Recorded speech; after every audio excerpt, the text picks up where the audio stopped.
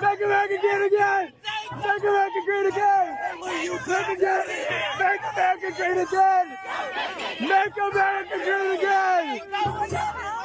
Make America great again! Whoa! Yo! Make America great again!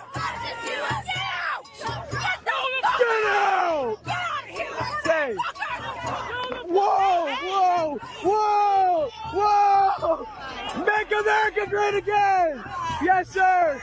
I stand my ground. Make him, you guys are pretty! Why? Shut this entire city down!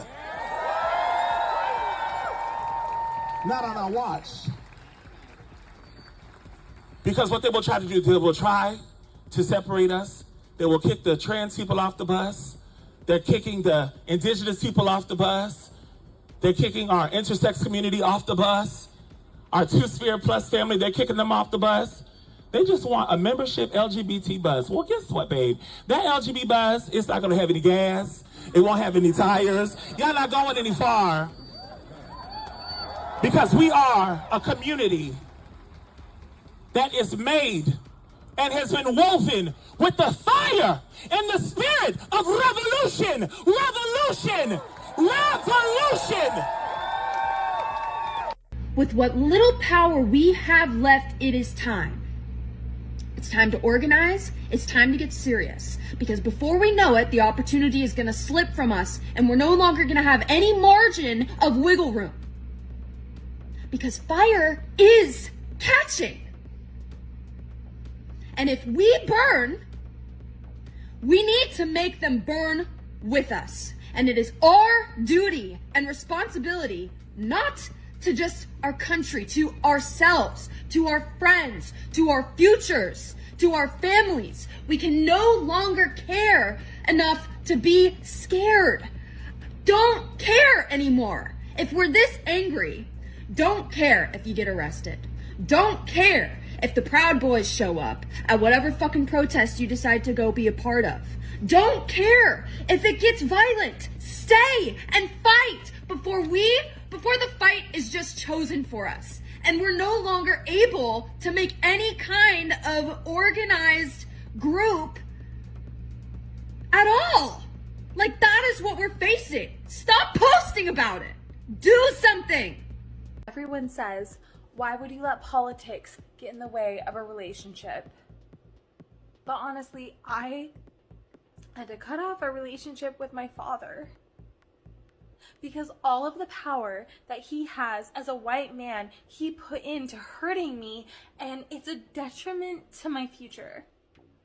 We tell women, don't stay in an abusive relationship. How is it any different with your parents? Trust me.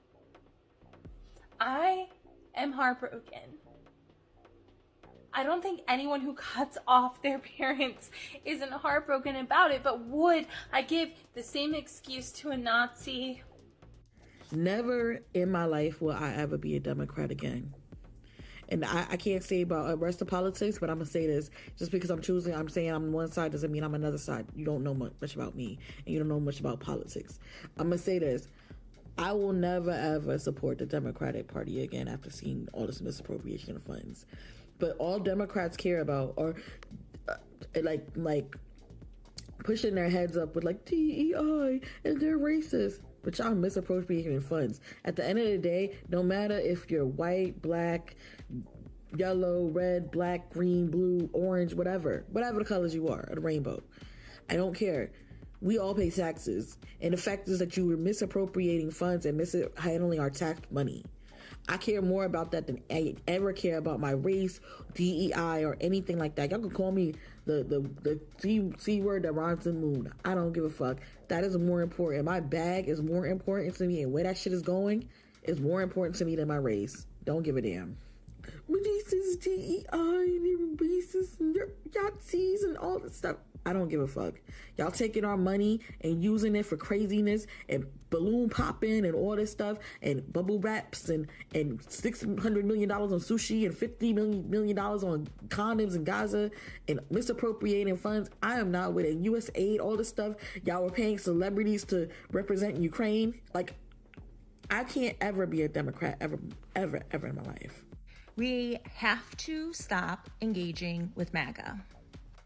Block. Do not engage. Block. Don't keep scrolling. Block. Facts, logic, morals, it doesn't matter to them. Years and years of engaging with MAGA, it hasn't worked. It's not going to work. At this point, we need to stop and save that energy and focus on preserving democracy. We're wasting our energy online, at work, at family functions, at the dinner table. It's not worth it. Any attempt at communication with them is useless. Every moment that we spend arguing with MAGA is taken directly from the real resistance now. Instead, we need to give that time to give voice to the oppressed, build community, find like-moral people. Project 2025 is no longer hypothetical.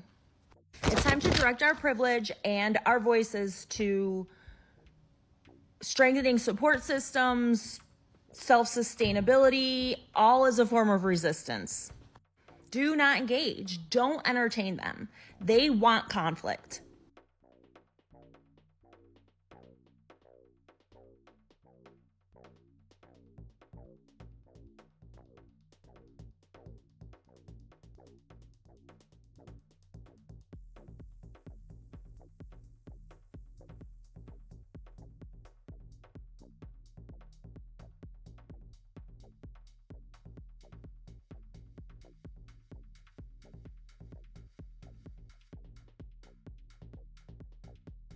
Can we talk about, and I'm sorry, I don't know how else to say this, how Trump has everybody by the balls? It is something else to watch. I did not appreciate him his first term. Rubbed me the wrong way. I believed everything I heard, but oh my gosh. I'm going to post a link in the comments of an article that was written by Negotiation Journal. I encourage everybody, especially if you don't like him, to go read it. The way he does business has been taught. It's been written about before they turned on him. You need to realize he plays the long game and he never makes a deal he's not willing to walk away from. It's brilliant.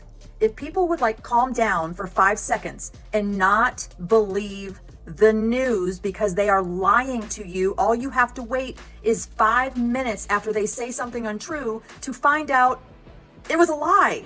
They've got you panicked over tariffs. You need to look at economics, really.